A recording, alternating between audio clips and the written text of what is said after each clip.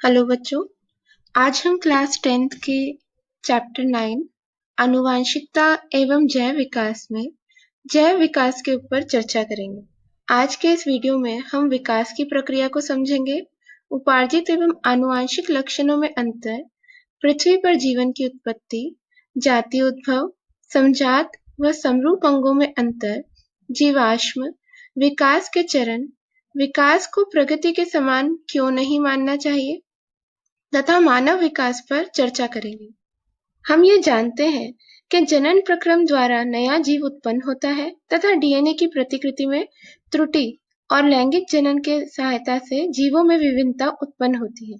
यह विभिन्नताएं हजारों वर्षों पूर्व जीवों में उत्पन्न होना शुरू हुई तथा इन्हीं का परिणाम है कि आज धरती पर जीवन विविध रूपों में पाया जाता है। विभिन्नताएं समष्टि पर क्या प्रभाव डालती हैं, ये समझने के लिए आइए हम इन 3 स्थितियों को समझते हैं।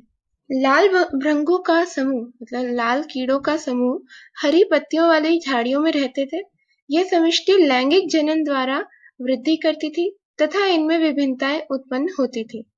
कोए इन भृंगों को खाते थे। जनन के दौरान इनके रंग में विभिन्नता आती है, जिसमें कुछ भृंग हरे रंग के उत्पन्न होते हैं। हरे भृंग हरे रंग का यह लक्षण अपनी संतति में स्थानांतरित करते हैं। कोए हरी पत्तियों की झाड़ियों में हरे भृंगों को नहीं देख पाते, अतः इन्हें नहीं खा पाते हैं। अतः समष्टि में लाल भृंगों की अपेक्षा हरे भृंगों की संख्या बढ़ती जाती है। वह प्रक्रम जिसमें प्रकृति उन जीवों का चुनाव कर बढ़ावा देती है जो बेहतर अनुकूलन करते हैं, प्राकृतिक चयन कहलाता है।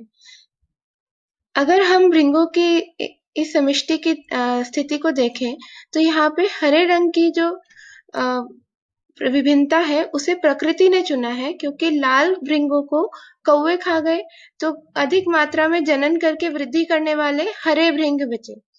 प्राकृतिक वरण द्वारा जैव विकास का सिद्धांत चार्ल्स रॉबर्ट डार्विन द्वारा दिया गया था। प्राकृतिक चयन जिस प्रक्रिया द्वारा किसी समष्टि में किसी लक्षण का कम या अधिक हो जाता है, उसे प्राकृतिक चयन कहते हैं। यह एक धीमी गति से होने वाली नॉन रैंडम प्रक्रिया है। यह इसलिए महत्वपूर्ण है क्योंकि यह एक समष्टि को पर्यावरण के अनुकूल बनाने में सहायक है। प्राकृतिक चयन का सिद्धांत इसकी व्याख्या करता है कि पर्यावरण किस प्रकार समष्टि और जनसंख्या के विकास को प्रभावित करता है, ताकि वो सबसे उपयुक्त लक्षणों का चयन कर सके। आइए अब हम दूसरे उदाहरण की ओर चलते हैं। इस स्थिति में लाल भृंगों के रंगों में फिर विभिन्नता उत्पन्न होती है तथा कुछ जीव नीले रंग के उत्पन्न होते हैं। नीले रंग का लक्षण भृंग अपनी संतति को वंशानुगत करते हैं। कोई नीले और लाल भृंगों को हरी पत्तियों पर आसानी से पहचान कर खा सकता है। वहां एक हाथी आता है और उन झाड़ियों को रौंद देता है, जिसकी वजह से बहुत सारे लाल भृंग मर जाते हैं, परंतु कुछ नीले भृंग बच जाते हैं। इनकी समष्टि फिर से धीरे धीरे बढ़ती है, परंतु अब उसमें अधिकतर भृंग नीले हैं। छोटी समष्टि में कोई दुर्घटना किसी जीन की आवृत्ति को प्रभावित कर सकती है, जबकि उनका उत्तरजीविता हेतु कोई लाभ नहीं होता। इस स्थिति में यही हुआ है कि जो नीले रंग की विभिन्नता थी वो उन भृंगों को उत्तरजीविता मतलब सरवाइव करने में हेल्प नहीं कर रही थी। वो संख्या में क्यों बढ़ी? क्योंकि एक एक्सीडेंट हो गया, हाथी ने उन झाड़ियों को रौंद दिया और ज्यादातर लाल भृंग मर चुके थे। जो बचे वो सिर्फ नीले भृंग थे। इसी वजह से जनन करके नीले भृंगों की संख्या उस समष्टि में बढ़ गई। तो क्योंकि एक्सीडेंटली हुआ, नीले जीन की जो फ्रीक्वेंसी है वो एक्सीडेंटली इंक्रीज हुई, इसलिए इसका उत्तरजीविता मतलब उनके भृंगों के सर्वाइवल पे कोई उनको बेनिफिट नहीं मिला। इस तरह के फिनोमेना को हम जेनेटिक ड्रिफ्ट या आनुवंशिक अपवाद कहते हैं। Genetic drift is a change in a allele frequency in a population due to a random selection of certain gene. आइए अब तीसरी स्थिति पर नजर डालते हैं। झाड़ियों में पादप रोग लग जाता है, भृंगों के लिए पत्तियां कम हो जाती है। इसलिए भोजन के अभाव में भृंगों के औसत भार में कमी आ जाती है। कुछ पीढ़ियों बाद पादप रोग समाप्त हो जाता है तथा भृंगों को पुनः पर्याप्त मात्रा में भोजन प्राप्त हो जाता है। तब इनका औसत भार पहले जैसा हो जाता है। भृंगों की जनसंख्या में कोई आनुवांशिक परिवर्तन नहीं आया है। देखिए, पहली जो दो कंडीशंस थी उनमें उनके अंदर आनुवांशिक परिवर्तन था। ये मतलब जो ग्रीन कलर और ब्लू कलर का ट्रेट था, लक्षण था, वो उनकी संतति में भी जा रहा था। पर यहाँ पर जो बॉडी वेट कम हुआ है, बॉडी वेट कम होना कोई आनुवांशिक लक्षण नहीं है। ये जनसंख्या में प्रभाव कुछ समय के लिए पर्यावरण के कारण आया है। मतलब कि क्योंकि उनको खाना कम मिल रहा था तो उनका औसत body weight, average body weight जो था वो कम हो गया, और जब उनको फिर से भोजन पर्याप्त मात्रा में मिलने लगा, सफिशिएंट मिलने लगा, तो उनका बॉडी वेट जो है वो पहले की तरह नॉर्मल पर चला गया। उपार्जित लक्षण, एक्वायर्ड ट्रेट्स, ये लक्षण जीवों द्वारा अपने जीवन में प्राप्त किए जाते हैं। ये जनन कोशिकाओं के डीएनए में कोई परिवर्तन नहीं लाते और अगली पीढ़ी में वंशानुगत नहीं होते हैं। यह लक्षण जैव विकास में सहायक नहीं होते हैं। उदाहरण के लिए अल्प पोषित भृंगों के भार में कमी।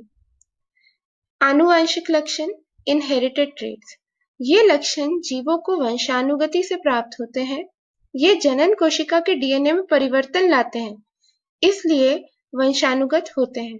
यह जैव विकास में सहायक होते हैं, जैसे कि मानव की आंखों व बालों का रंग, या हम अपने पहले दो एग्जाम्पल्स देखें कि भृंगों के जो कलर था वो चेंज हो गया ग्रीन या ब्लू में। पृथ्वी पर जीवन की उत्पत्ति। एक ब्रिटिश वैज्ञानिक जेबीएस हेलेडेन ने 1929 में यह सुझाव दिया था कि पृथ्वी पर जीवन की उत्पत्ति सरल अकार्बनिक अणुओं से हुई थी।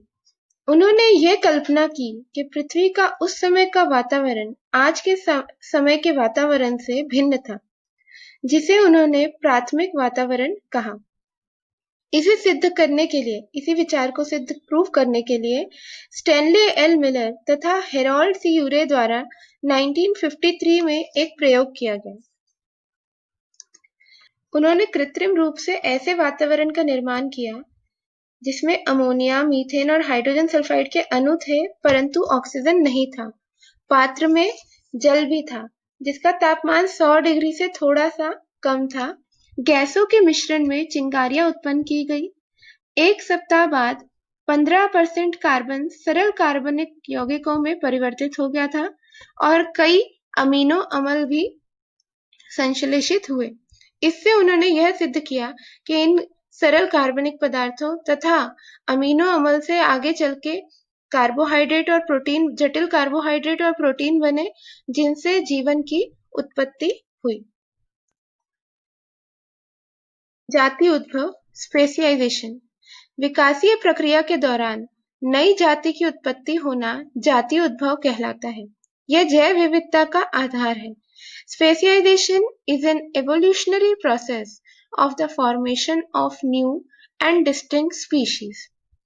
अब हम ये समझेंगे कि जाति उद्भव होता कैसे है। अभी तक हमने ये देखा कि कैसे एक समष्टि के अंदर विभिन्नताएं उत्पन्न होती हैं और कैसे प्राकृतिक चयन और जेनेटिक ड्रिफ्ट द्वारा उन विभिन्नताओं का चयन होता है।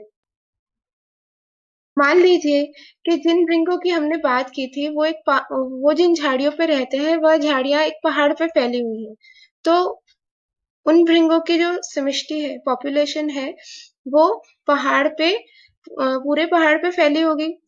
कुछ इस वजह से वह उप समष्टियां बना लेती हैं, सब पॉपुलेशन बना लेती हैं। और समय के साथ क्या होता है कि जीव जो है एक सब पॉपुलेशन से दूसरी सब पॉपुलेशन में आते जाते रहते हैं, जिसकी वजह से उन दोनों पॉपुलेशंस के बीच में जीन्स का ट्रांसफर होता है, जिसे जीन फ्लो या जीन प्रवाह कहते हैं। जीवों की उपसमष्टि में जीवों के आदान प्रदान से जीन प्रवाह होता है। Gene flow is the transfer of genetic material from one generation to another. It takes place between two subspecies or population of same species. It is mediated through migration and reproduction. जब तक gene flow in दो उपसमष्टियों में चलता रहेगा, तब तक इनमें समानताएं बनी रहेंगी तथा इनके जीव आपस में अंतर्जनन करने में सक्षम रहेंगे। मान लीजिए यह उपसमष्टियां भौगोलिक रूप से अलग हो गई और उनमें जीन प्रवाह भी बंद हो गया। इस अवस्था में उनकी आने वाली पीढ़ियों में उनकी भौगोलिक स्थिति के अनुकूल विभिन्नताएं आएंगी, जिनका चुनाव प्राकृतिक चयन मतलब नेचुरल सिलेक्शन और आनुवंशिक विचलन जेनेटिक ड्रिफ्ट के द्वारा होगा। और अगर ये विभिन्नताएं उन दोनों उपसमष्टियों के डीएनए में परिवर्तन ले आती हैं या गुणसूत्रों की संख्या में परिवर्तन ले आती हैं, तो वह आपस में जनन करने में सक्षम नहीं रहेंगी तथा नई समष्टि या स्पीशीज का निर्माण करेंगी। जाति उद्भव के इस प्रोसेस में जो कारक कार्य करते हैं वो है जीन फ्लो, उपसमष्टियों के बीच में जीवों के आदान प्रदान से जीन प्रवाह होता है। जेनेटिक ड्रिफ्ट, छोटी समष्टि में कोई दुर्घटना किसी जीन की आवृत्ति को प्रभावित कर सकती है, जबकि उनका उत्तरजीविता हेतु कोई लाभ नहीं होता है।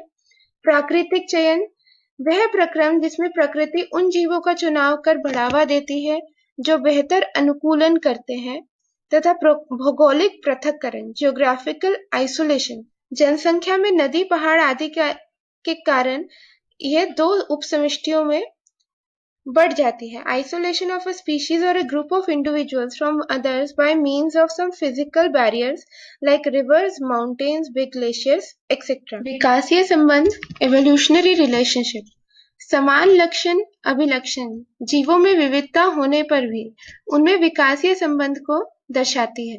उदाहरण के लिए पक्षियों, सरीसृप, जलस्थलचर, मानव में अग्रपाद की संरचना समान है, परंतु इनके कार्य भिन्न हैं। समजात अंग या होमोलोगस ऑर्गन, विभिन्न जीवों के वह अभिलक्षण जिनकी आधारभूत संरचना लगभग एक समान होती है, परंतु उनके कार्य भिन्न भिन्न होते हैं। समजात अंग होमोलोगस ऑर्गन्स, विभिन्न जीवों की वह अभिलक्षण जिनकी आधारभूत संरचना लगभग एक समान होती है, परंतु उनके कार्य भिन्न भिन्न होते हैं। समजात अंग इस बात की ओर इशारा करते हैं कि इन जीवों की उत्पत्ति एक ही प्रकार के पूर्वजों से हुई थी तथा उनके बीच विकासीय संबंध का प्रमाण देती है। जैसे कि यहाँ पे हम देख सकते हैं कि सरीसृप, पक्षी, जलस्थलचर और मानव के अग्रपाद की संरचना सेम है, समान है, पर इनके कार्य अलग अलग हैं। Organs of different animals that are having similar structure but differ in their functions are called homologous organs. समरूप अंग एनालॉगस ऑर्गन्स, परंतु विभिन्न जीवों में कुछ अभिलक्षण जिनकी संरचना तो भिन्न होती है, उत्पत्ति भी समान नहीं होती है, किंतु इनका कार्य समान होता है। Organs are structures having similar or corresponding functions but not the same evolutionary origin, that is similar structure. उदाहरण के लिए तितली का पंख है, चमगादड़ का पंख है, पक्षी का पंख है। ये तीनों पंख हैं, ये उड़ने के काम आते हैं, पर इनकी संरचना अगर हम कंपेयर करें तो डिफरेंट है। तो ये एनालॉगस ऑर्गन्स या समरूप अंग है। इसी प्रकार जो समजात अंग है वो ये प्रदर्शित करते हैं कि इन अंगों की मूल उत्पत्ति एक ही प्रकार के पूर्वजों से हुई है, वह जैव विकास का प्रमाण देते हैं। ये एवोल्यूशनरी रिलेशनशिप को एस्टैब्लिश करते हैं डिफरेंट ऑर्गेनिजम्स में, ये प्रूव करके कि उनके एंसेस्टर्स सेम थे, उनके जो उत्पत्ति है, ओरिजिन जो है वो सेम एंसेस्टर्स से हुआ है। तरफ एनालॉगस ऑर्गन्स जो है वह ये प्रदर्शित करते हैं कि जंतुओं के अंग जो समान कार्य करते हैं अलग अलग पूर्वजों से विकसित हुए हैं।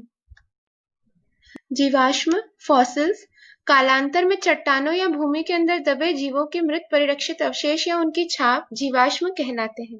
A fossil is any preserved remains, impressions or trace of any once living thing from a past geological age. इनसे हमें उन स्पीशीज के बारे में पता चलता है जो कभी जीवित थे परंतु अब धरती पर नहीं पाए जाते हैं। जीवाश्म कितना पुराना है ये जानने के तरीके। खुदाई। पृथ्वी की सतह के निकट पाए जाने वाले जीवाश्म गहरे स्तर पर पाए जाने वाले जीवाश्म की अपेक्षा नए होते हैं। Fossil dating. जीवाश्म में पाए जाने वाले कार्बन 12 के समस्थानिक कार्बन 14 के अनुपात के आधार पर जीवाश्म का समय निर्धारण किया जाता है। विकास के चरण, स्टेजेस ऑफ एवोल्यूशन। विकास के साथ जीव की शारीरिक संरचना भी जटिल होती गई, परंतु क्या यह मात्र कुछ विभिन्नताओं के कारण हो पाया? ऐसा नहीं है। विकास का यह सफर अत्यंत धीमा है, जिसमें धीरे धीरे डीएनए में परिवर्तन आते गए। जटिल अंगों का विकास क्रमिक रूप से अनेक पीढ़ियों में हुआ। उदाहरण के लिए आंख। प्लेनेरिया में अति सरल आंखें होती हैं जो केवल यह संसूचित करती है, सिर्फ यह डिटेक्ट करती है कि लाइट प्रेजेंट है या नहीं। कीटों की आंखें जटिल होती हैं। जो इंसेक्ट्स होते हैं उनकी कंपाउंड आईज होती हैं, और मानव में द्विनेत्री आंखें होती हैं। तो ये जो चेंजेस आए, कॉम्प्लेक्सिटी आई ऑर्गन्स के अंदर, जीवों के अंदर, वो एक बार में या एक पीढ़ी में नहीं आई, जबकि धीरे धीरे बहुत सारी विभिन्नताओं के इकट्ठे होते रहने के कारण तथा उनके प्राकृतिक चयन के या आनुवांशिक अपवाद के कारण, उनके चयन के कारण वह जीवों के अंदर आई। कुछ लक्षण ऐसे भी विकसित हुए जिनका जीवों ने भिन्न भिन्न प्रयोग किया। मतलब कि जैसे कुछ डायनासोर्स में पंख थे जिनका उपयोग वे ठंड से बचने के लिए करते थे। बहुत समय बाद जब पक्षी इवॉल्व हुए तो पक्षियों ने पंख का उपयोग उड़ने में किया। पंखों की उत्पत्ति हुई थी शरीर को ठंड से बचाने के लिए, पर लेटर ऑन दूसरे जीवों ने, मतलब पक्षियों ने, उन पंखों का उपयोग किया उड़ने में। ये पिछले दो उदाहरण थे प्राकृतिक चयन के। प्राकृतिक चयन की तरह ही कृत्रिम चयन भी किया जाता है। उदाहरण के लिए जंगली गोभी, जो कि खाद्य पौधे के रूप में उगाया जाता था। मानव ने कृत्रिम चयन द्वारा इसमें विभिन्न गोभी की किस्में प्राप्त की, जैसे कि फूले हुए भाग का चयन करके गाढ़ गोभी, बंदे पुष्पों से फूल गोभी, पुष्पों की वृद्धि रोकने से ब्रोकली का विकास हुआ, लाल पत्तियों के रंग के लक्षण के चुनाव से लाल गोभी विकसित हुई, पत्तियों के बीच की दूरी को कम करके पत्ता गोभी का विकास किया गया, चौड़ी पत्तियों के लक्षण से केल गोभी का विकास हुआ। आणविक जातिवृत्त, मॉलिक्यूलर फाइलोजेनी। डीएनए में आने वाले परिवर्तन उसके द्वारा बनाए गए प्रोटीन में परिवर्तन लाता है, जिसके फलस्वरूप लक्षणों में परिवर्तन आते हैं। जीवों के डीएनए की तुलना की जाए तो उनमें विकासीय संबंध खोजने में और आसानी होगी। मतलब कि अगर हम डिफरेंट ऑर्गेनिजम्स के डीएनए को कंपेयर करें तो हमें डीएनए में जो समानताएं होंगी, डिसिमिलैरिटीज होंगी, उसके आधार पर हम बता सकते हैं कि वो दोनों जीव आपस में कितने ज्यादा रिलेटेड हैं। यही चीज हम पढ़ते हैं मॉलिक्यूलर फाइलोजेनी के अंदर। इससे यह भी सिद्ध होगा कि दूरस्थ संबंधी जीवों में डीएनए में विभिन्नताएं अधिक संख्या में होंगी। जो क्लोजली रिलेटेड ऑर्गेनिजम्स होंगे उनके डीएनए में बहुत सारी सिमिलैरिटीज मिलेंगी, और जो बहुत डिस्टेंट रिलेटिव्स होंगे उनके डीएनए में उतनी ही ज्यादा डिफरेंसेस मिलेंगे।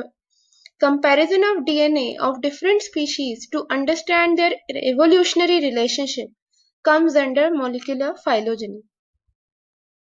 विकास को प्रगति के समान नहीं मानना चाहिए। विकास के प्रक्रम में विभिन्न शाखाएं संभव है।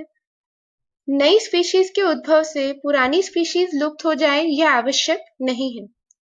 नई स्पीशीज प्राकृतिक चयन तथा आनुवांशिक विचलन के संयुक्त प्रभाव से बनी है, जिसके कारण पुरानी और नई स्पीशीज के जीव आपस में अंतर जनन में असमर्थ हो जाते हैं। पर इसका यह मतलब बिल्कुल भी नहीं है कि पुरानी स्पीशीज जो है वो कम दक्ष है। सभी स्पीशीज अपने पर्यावरण के अनुकूल है। जैव विकास के सिद्धांत का अर्थ प्रगति नहीं होता है। मतलब कि अगर हम ये सोचने लगे कि जो नए जीव बन रहे हैं वो पुराने जीवों से ज्यादा अच्छे हैं, ज्यादा बढ़िया हैं, तो ये गलत होगा।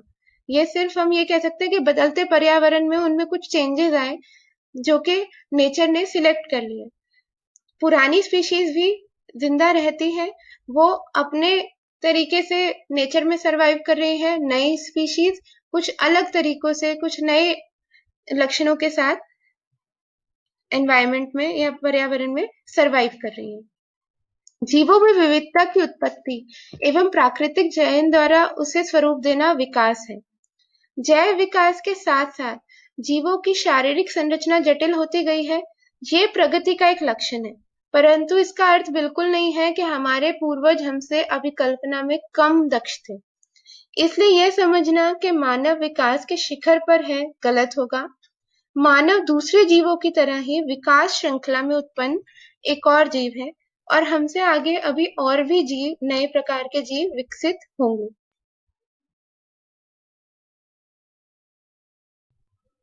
मानव का जो साइंटिफिक नेम है वो है होमो सेपियंस। तो ये जो मानव का विकास है, ये भी अपने आप में बहुत बड़ा सफर रहा है। मानव विकास को अध्ययन करने के मुख्य साधन है खुदाई, फॉसिल डेटिंग, डीएनए अनुक्रम का निर्धारण, जीवाश्म अध्ययन। मानव के प्राचीनतम सदस्य अफ्रीका मूल में खोजे गए थे, जहां से वह विभिन्न समूहों में अलग अलग जगहों पर गए। ये समूह कई बार अलग हुए और कई बार अलग अलग दिशाओं में जाकर फिर से मिले। इस प्रकार मानव जो है वो पूरे विश्व में फैल गए। तो आज के लिए हमारा ये टॉपिक यही समाप्त होता है। धन्यवाद।